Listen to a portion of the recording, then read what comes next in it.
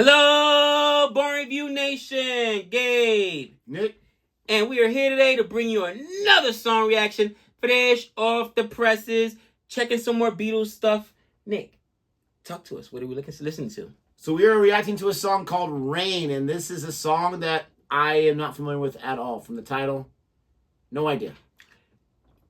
Is it the song that goes, rain, rain, rain, rain, here we go? Or am I completely confusing that? It could be. I have no rain, idea. Rain. And the only reason I thought I knew all their songs, at least to a certain degree, but obviously no, not. I'm thinking sun, sun, sun. Here we go. Here comes the sun. Here comes the sun. Yeah, that's not how it goes. But here comes the sun. Yeah, that one. Okay.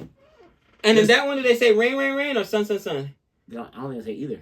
They say one of those sun, sun, sun, sun. Here we go. You're gonna make me feel bad. I don't know if they do. I'm pretty sure they do. There's also that one song, Rain, from Blind Melon. I don't know how it goes right now, but that's a popular song. And then there's also Don't Blame It on the Rain. Yeah. I don't know who sings that, but that's an 80s song right there. Vanilli? That was on the... Oh, it was Milli Vanilli. Oh, yes. my gosh. Milli Vanilli. Dude, I was such a fan back in the days. You know what I mean? Listen, everybody that hates Milli Vanilli right now, they were on the radio 24/7 back in the day. Blame It on the Rain, and it was a girl, you know it's true. Yeah. And then it was like, you would have thought they killed somebody, bro. Because once that Grammy happened, they won the Grammy, and it come out, they lip singing, they had to give it back or whatever, bro. People that didn't even know what the controversy was about. People were going to their concerts just to boycott them. And man, Milli Vanilli. And I actually saw the Thanks for buying a ticket. The VH1 story after that. It's like, it affected them mentally or whatever. The one guy, like, got into alcoholism and drugs and stuff like that. It was sad, man. Yeah, it's a crazy situation. By the time they gave back the Grammys, like, you can just take it. Just like, almost as if, like, if we give this back, can you guys just forget about it? Because we don't want to deal with this backlash. But it was crazy. We're going to check out this song. I'm sure most of our audience that likes the Beatles, you love Milli Vanilli too, so I'm sure we really spoke nicely, to your sweet spot there. If you like our reaction to this anyway, please don't forget to like and subscribe. And if this is your first time watching one of these from us, Gabe has been introduced to the Beatles. This is probably, 15th, 20th Beatles song he's reacted to for the first time. Who's one of my least favorite singers? That's it. She has no business J-Lo? singing. I was going to say she should give her Grammy back. But oops, she haven't won one. I was going to say, she got a Grammy? Dude. I'm sorry. I had to. Eminem's got an Oscar, man. Come on. No way she gets a Grammy. He can act. It got it for the song, but yes. All right, so we're going to go ahead and check out Rain from the Beatles. Here we go.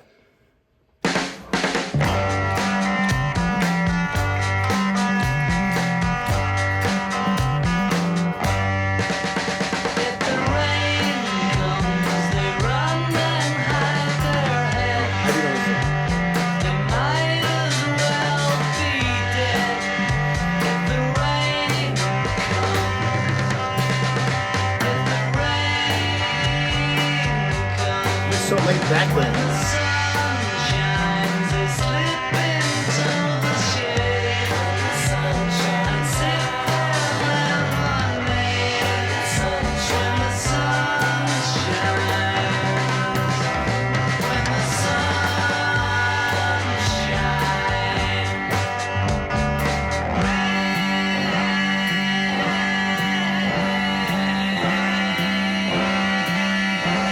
You were saying with the sun part, right?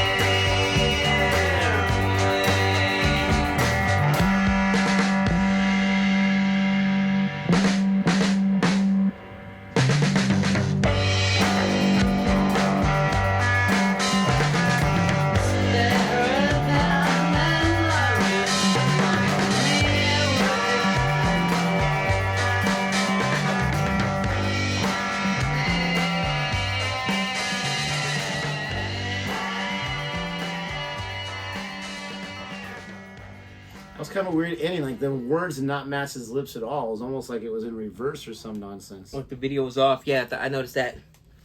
The video might have been off too, but the rest of the video was fine. That was weird. Interesting. Thoughts? You want to give your thoughts? So I did recognize this song. Okay. I didn't listen to it too many times growing up. Not my favorite song. I'm sorry. I like seeing how much fun they have with it, and I love John Lennon's voice. So anything he sings, it's like they say, you can sing the phone book for crying out loud, and I'll still enjoy it. Right. I like seeing their camaraderie and all their fun they have, but it's just not a song that really works for me too. No. And people get mad, right?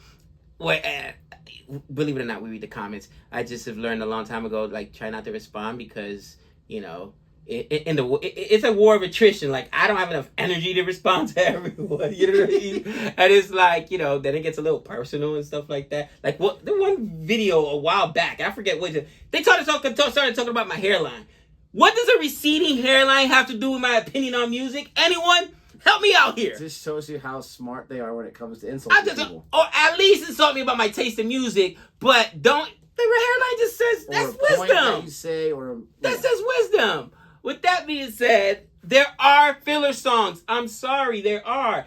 Every album has them. They know themselves. Listen, but they usually don't get their own video, though. Yeah, or maybe I don't know. That's a good question. Maybe they don't get their own video. But I know. Think about it. Every time you see any movie, right, that they talk about, oh well, that's gonna be the A side. That's gonna be this B side. Anybody that knows any insight or has any behind, you know, they literally have songs that are gonna be radio play songs that they know. Hey, this is what we're gonna have playing on the radio. This is what's gonna be the video. They don't make a video to every song. They don't make a single to every song. And there's like some songs that are filler. Now, could they end up being hits? Absolutely. There are albums where you're like, man, that album, I could listen to it from front to cover. Every single song is a banger.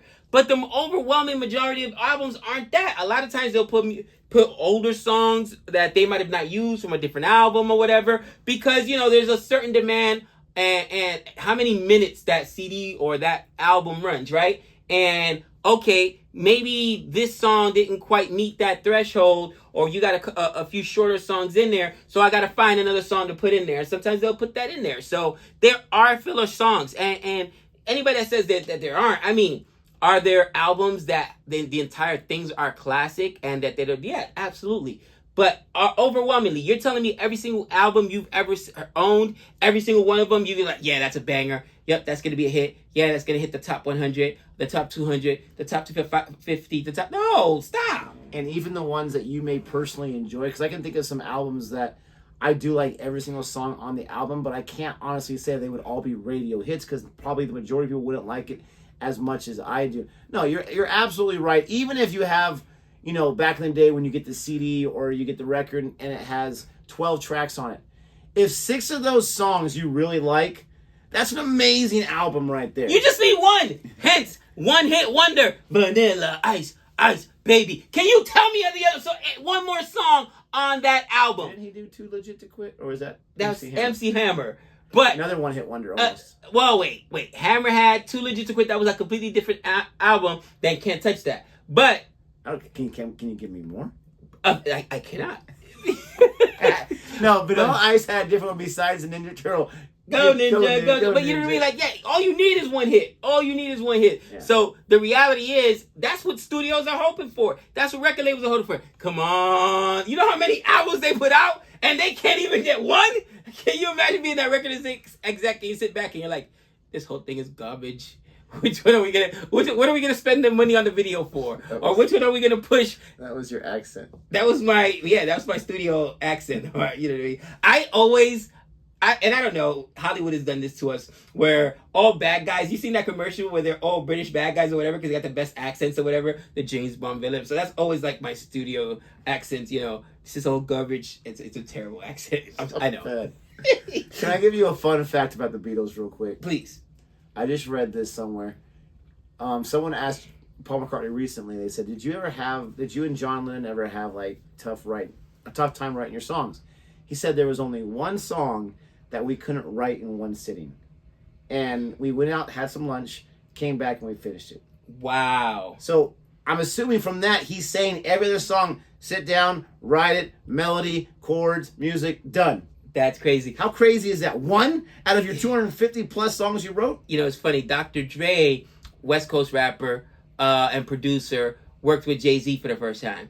And he said when Jay-Z came in the studio, no notebook, no pad, never heard it. He'll just sit in there, play the beat, listen to it, and then, okay, I'm ready to go. Never writes anything down. And he's one of the few rappers. If you, bro, how do you remember all that? It's insane. And a lot of the stuff is just off the dome. A lot of the stuff.